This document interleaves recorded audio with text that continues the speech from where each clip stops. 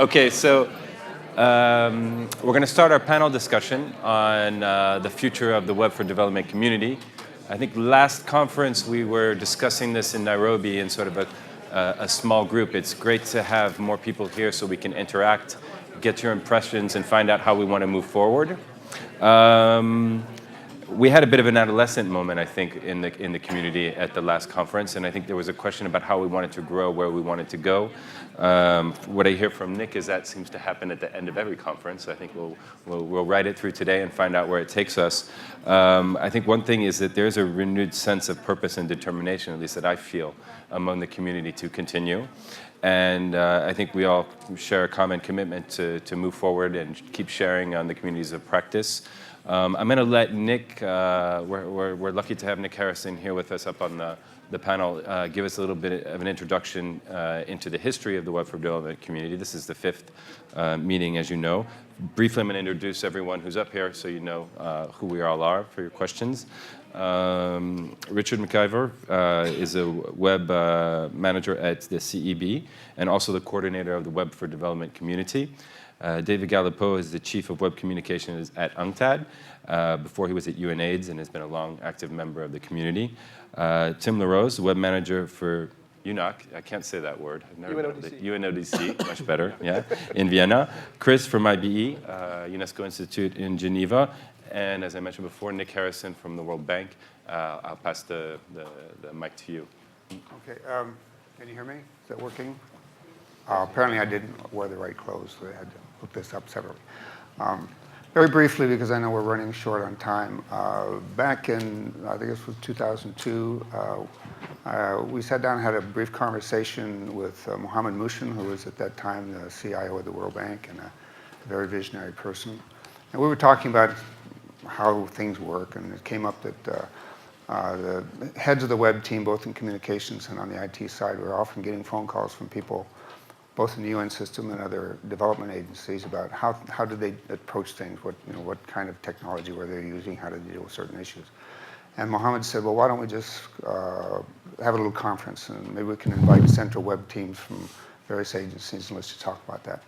So we did that. I went to what was in the mail lists and things, a very small group, and sent this invitation out, and we got an amazing response. I was astounded by it.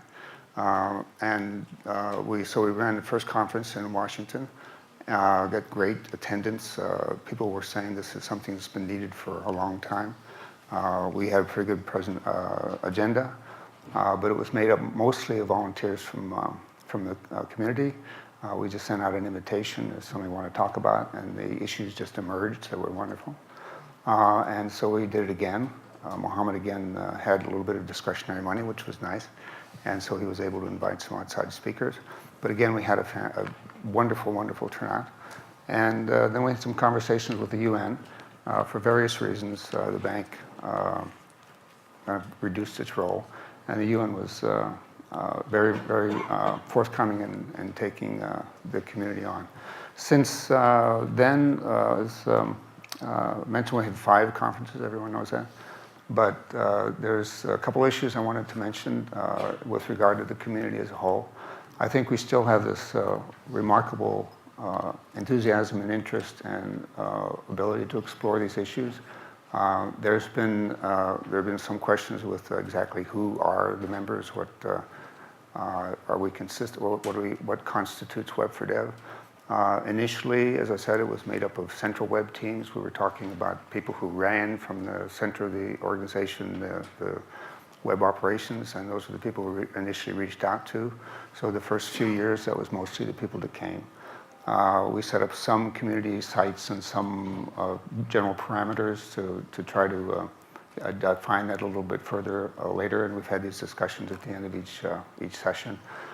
So at one point, we defined it as central web teams from UN family organizations and multilateral and bilateral finance institutions and NGOs that had an international scope that were dealing with development. So that was kind of our rough definition. And the membership grew very rapidly. As my recollection was that 3 years ago, it was, or 4 years ago, it was 50 organizations and almost 300 people. And I don't know what it consists of now, but I think it's probably well beyond that. So it's been a fantastic ride. I personally am very, very excited to see the community continue to grow and to continue to take shape. So I want to thank everybody for their participation. I'm very pleased myself that I was a part of the original founding. Thanks, Nick. Maybe I will just throw some questions out there and see, maybe Richard can give us a little idea of how the governance is working right now for the community. Maybe wanted to investigate what sort of leadership we want to find for the community. Do we want to find leadership?